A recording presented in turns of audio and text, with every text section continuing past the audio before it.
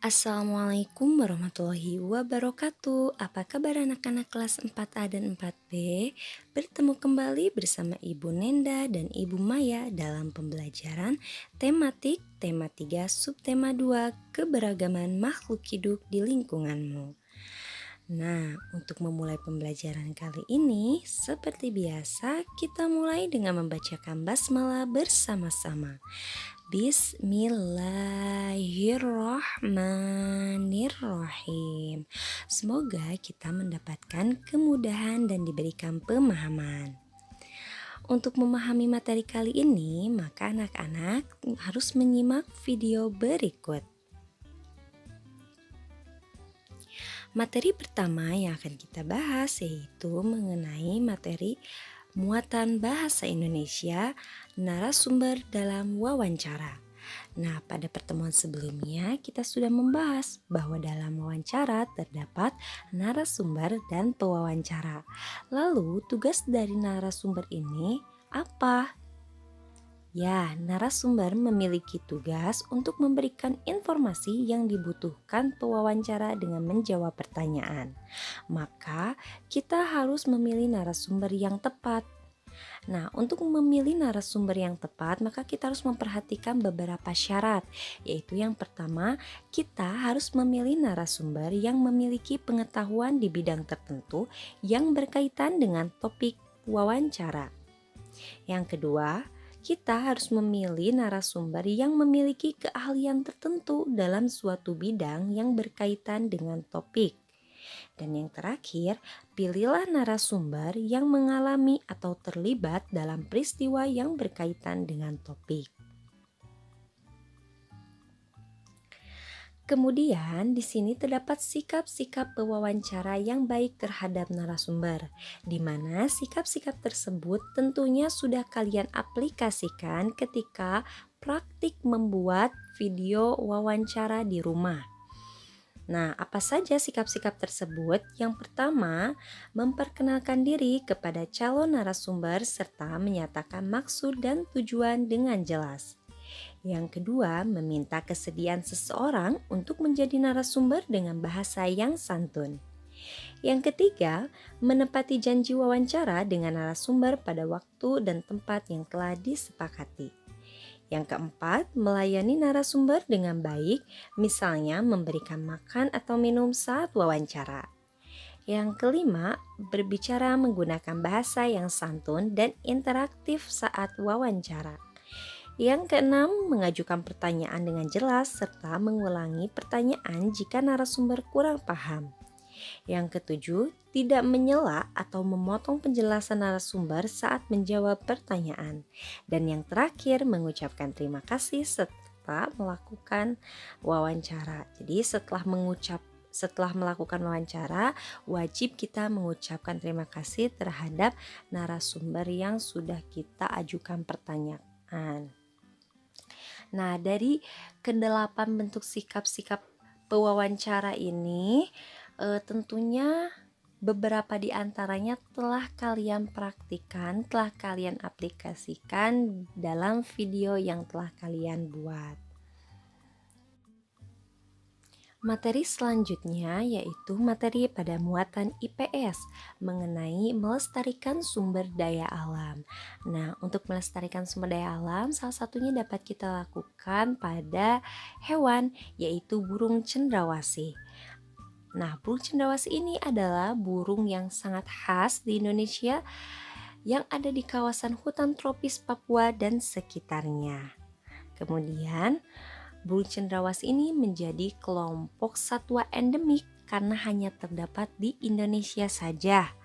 Kemudian burung cendrawasih ini termasuk ke dalam marga Faradisae yang jika diterjemahkan artinya adalah burung surga.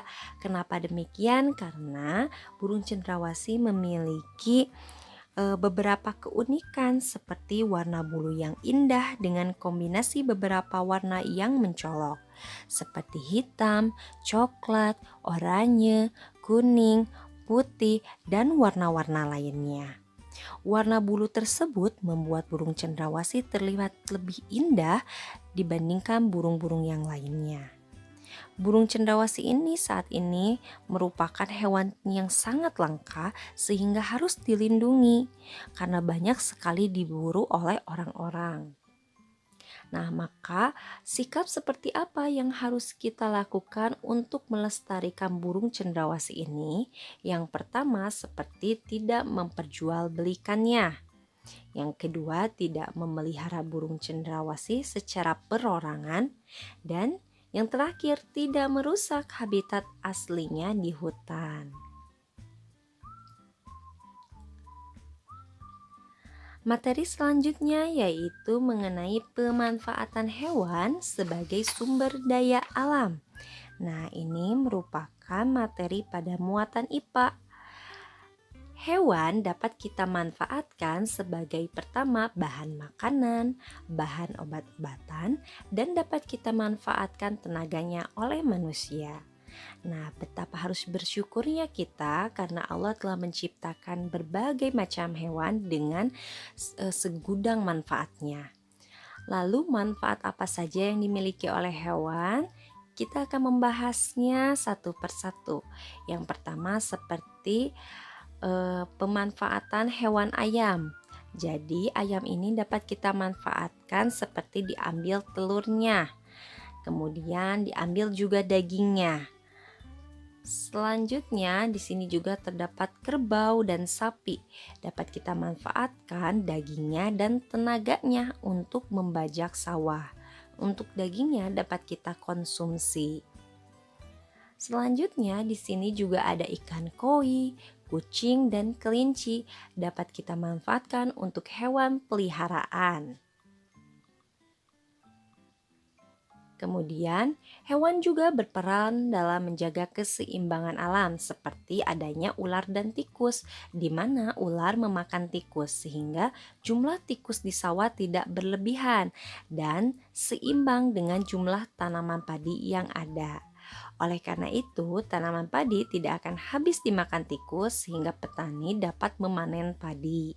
Itu merupakan bentuk dari keseimbangan alam. Selanjutnya, akibat jika keseimbangan alam tidak terjaga, yang pertama sebagai contoh, ular sawah musnah atau hilang dari sawah, maka tikus sebagai hama padi tidak ada pemangsanya lagi. Sehingga akibatnya jumlah tikus akan semakin banyak. Akibatnya tanaman padi akan habis dimakan tikus dan petani tidak akan memperoleh padi sedikit pun. Lalu bagaimana cara menjaga keseimbangan alam ini? Yang pertama, dapat dilakukan dengan tidak memanfaatkan hewan secara berlebihan. Hal ini mengakibatkan hewan tersebut menjadi langka atau punah. Yang kedua, menjaga habitat atau tempat hidup hewan. Dan yang terakhir, tidak membeli barang yang berasal dari bagian tubuh hewan langka.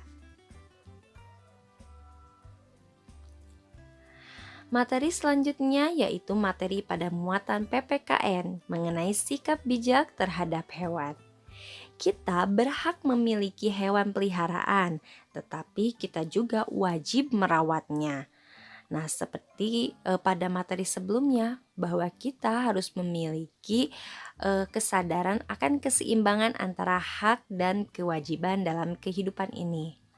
Adapun cara merawat hewan peliharaan diantaranya yang pertama seperti memberi makan dan minum, yang kedua memperhatikan tempat tinggal hewan peliharaan, yang ketiga menjaga kesehatannya, yang keempat memberikan kasih sayang, dan yang kelima menjaga kebersihan tubuh hewan. Nah, dari kelima hal tersebut tentunya itu harus sangat diperhatikan karena mengingat hewan juga merupakan makhluk hidup yang perlu diberikan kehidupan yang nyaman dan layak.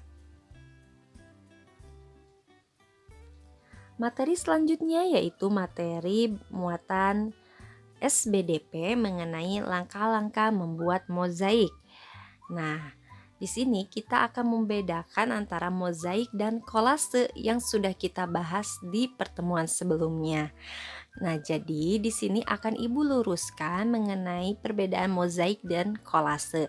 Ternyata apa yang sudah kalian buat itu merupakan jenis dari mozaik. Nah, jadi lalu apa sih yang maksud dengan mozaik?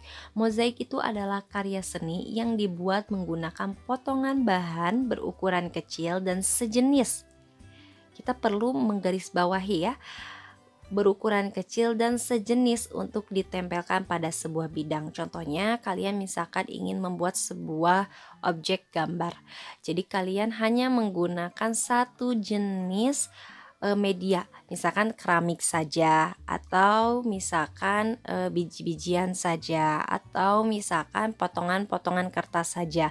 Berbeda dengan kolase adalah karya seni yang dibuat dari beberapa potongan media dari jenis yang berbeda untuk membentuk sebuah karya baru. Nah, sedangkan kolase itu bisa dibuat dari beberapa jenis media, misalkan bisa dibuat dari biji-bijian dicampur dengan kertas, atau misalkan dari daun-daun kering dicampur dengan batu-batu kerikil. Nah, itu bebas medianya, bisa dicampur. Jadi Ibu luruskan kembali apa yang sudah kalian buat, karya yang sudah kalian buat di pertemuan sebelumnya itu masuk ke dalam jenis mozaik. Nah, untuk kolasenya nanti mungkin di pertemuan selanjutnya kita akan mempraktekannya. Lalu apa saja hal-hal yang harus kita siapkan ketika kita ingin membuat sebuah mozaik? Yang pertama, bisa kita siapkan kertas origami atau kertas lipat, kertas kosong, pensil, dan lem kertas. Yang kedua, buatlah pola kosong pada kertas kosong. Silakan dibuat polanya, mau itu misalkan bentuk kupu-kupu, bunga, hewan, dan lain sebagainya. Selanjutnya, sobeklah kertas origami menjadi potongan kecil. Nah, jika kita membuat mozaik dari media potongan kertas, maka potong-potonglah terlebih dahulu kertas yang akan ditempelkan. Jika misalkan bukan kertas, misalkan daun kering, itu juga boleh dipotong-potong terlebih dahulu, ataupun media lainnya. Selanjutnya, sobeklah kertas origami menjadi potongan kecil. Tadi sudah dipotong-potong. Kemudian di sini kertas yang telah digambari sebuah pola diberi lem. Nah, setelah diberi lem, tempelkan sobekan kertas satu persatu pada pola. Seperti yang dapat kalian lihat pada layar di sini, kertas-kertasnya sudah ditempel pada bagian pola kupu-kupu. Nah, setelah itu lakukan terus sehingga seluruh bagian pola tertutupi dengan sobekan kertas origami, dan hasil akhirnya dapat kalian lihat seperti pada gambar ya. Jadi Ibu ingatkan kembali apa yang sudah kalian buat di minggu lalu itu merupakan contoh dari mozaik. Untuk contoh kolasenya mungkin nanti kita akan praktikkan di pertemuan selanjutnya. Mungkin itu saja materi yang dapat Ibu sampaikan. Semoga bermanfaat dan mohon maaf atas segala kekurangannya. Nah, namun di sini jangan lupa Ibu akan memberikan tugas. Nah, tugas tematik untuk pertemuan kali ini silahkan kalian kerjakan. Latihan soal di halaman 171, ayo berlatih pada muatan IPS. Di situ terdapat 5 soal, silahkan jawab dengan tepat dan teliti. Jika ada hal-hal yang kurang dipahami, silahkan tanyakan kepada wali kelasnya masing-masing. Untuk jawabannya boleh ditulis di buku. Nah, mungkin itu saja. Semoga anak-anak tetap semangat dan tetap sehat selalu. Terima kasih atas perhatiannya. Wassalamualaikum warahmatullahi wabarakatuh. Sampai bertemu kembali di pertemuan selanjutnya.